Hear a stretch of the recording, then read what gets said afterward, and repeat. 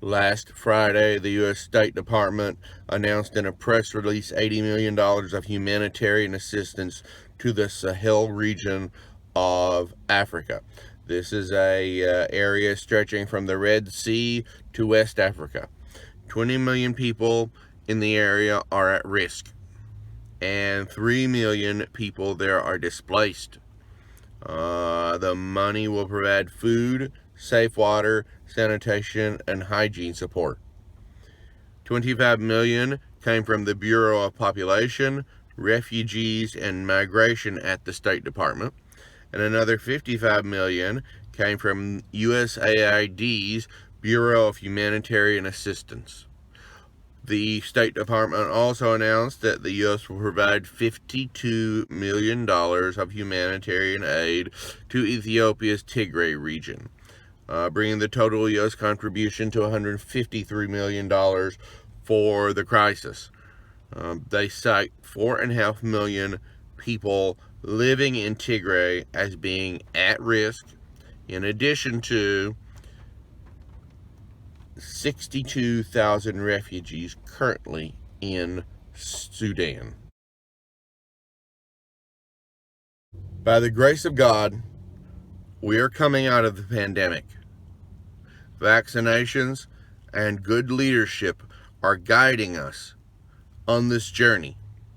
But the road that we are taking is built on a solid economy, and fortunately, a solid global economy. In another sign of that solid economy, last Thursday, Germany's Heidelberg cement announced strong 2020 results.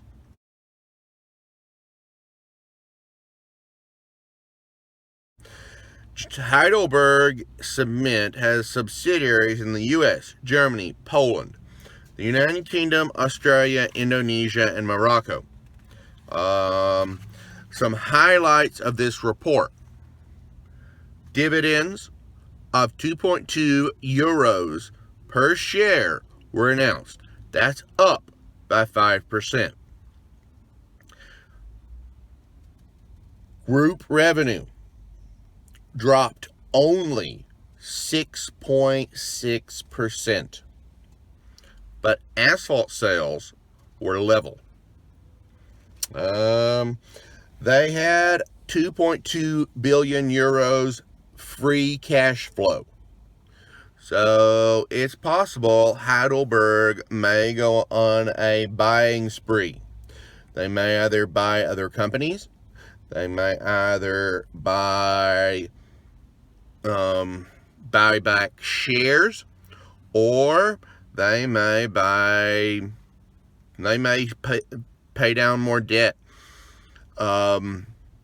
There's been some rumblings of inflation. The Federal Reserve has said it's not concerned, but you leave money in the bank, a dollar left in the bank, that's not going to have that much effect. But even if inflation rises by 1%, when you have $1 billion in the bank, talking about real money there.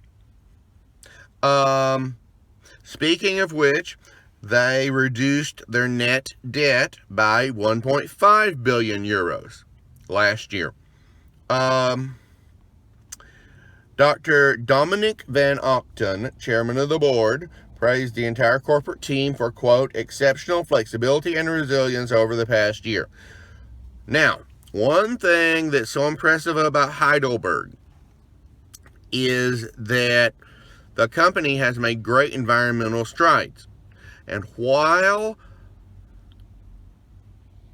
environmental enthusiasts will laud these for their effects on things like climate change, the fact is, if you are producing a waste product, you are not having an efficient process. And Heidelberg Cement is the perfect example. They have lowered CO2 output to 525 kilograms per ton of cement. They've made, quote, great strides in CO2 reduction and capture technology. In fact, This past year, 3 CO2 capture and utilization storage projects were underway at Brevik, Norway, Hanover, Germany, and Redding, California. They also listed projects in the US, Canada, Germany, Norway, the United Kingdom, and Morocco.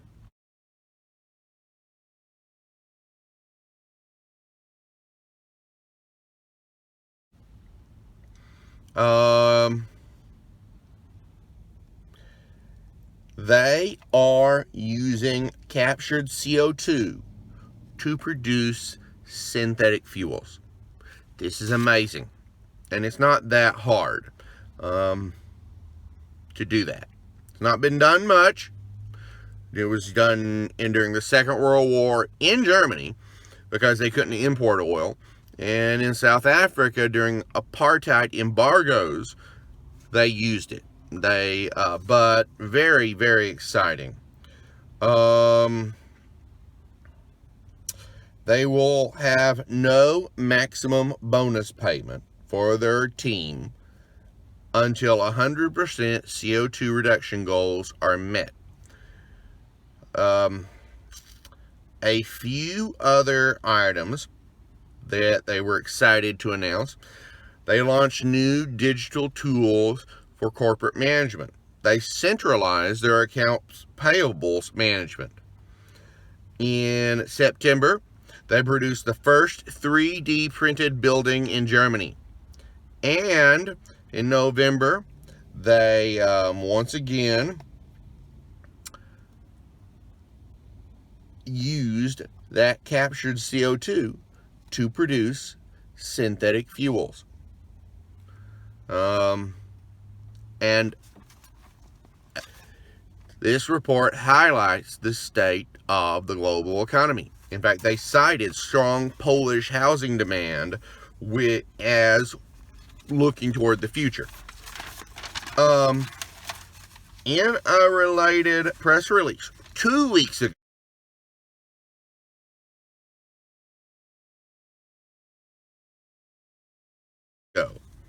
they announced their U.S. subsidiary, Lehigh Hanson, had partnered with Silicon Valley-based Forterra to install CO2 capture and utilization at their Redding, California plant.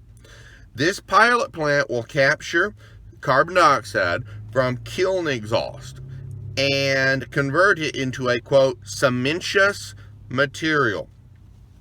Forterra proprietary recarbonization processes are seamlessly put into their production of cement to take the mineralized captured CO2 and co-blend it into the process. So they're basically reducing their waste. Materials science is amazing, and it can change everything. In another sign that science fiction is truly the window with which we view the future, Nissan issued a press release last Sunday to announce it will use 3D printing to build discontinued parts. Once again, 3D printing is the replicator from Star Trek. It doesn't use transporter technology, but it does produce items on order. Nissan's replicator will use dual-sided dieless forming technology, unveiled about a year ago, to produce low-volume parts. The idea is that if you have an older Nissan that is classic, and that's what they're going for, this is a heritage parts program begun in 2017. Originally had 80 parts, it's expanded to 300. If you want to keep your Nissan vintage car on the road or restore a Nissan, this will let you do it. They mold complex shapes by, quote, Robots pressing rod-shaped molding tools onto opposite sides of a steel sheet to incrementally deform and mold a panel.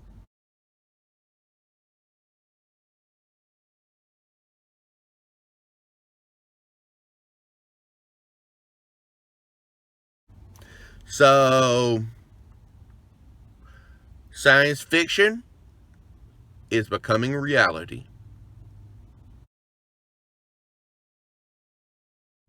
Last Monday, in a press release, the Croatian Defense Ministry discussed the visit of the defense minister, Mario Bonozic, to the Pampas shooting range in Osijek.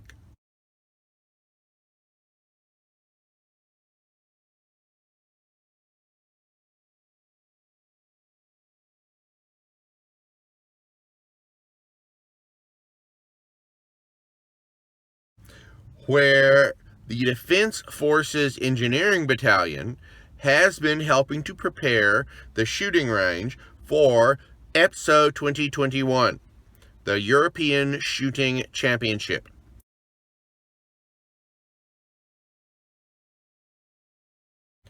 Local officials praised the Army's involvement. They said this event will be a boost for the shooting industry, the region, and even national tourism, thanks to the televised exposure.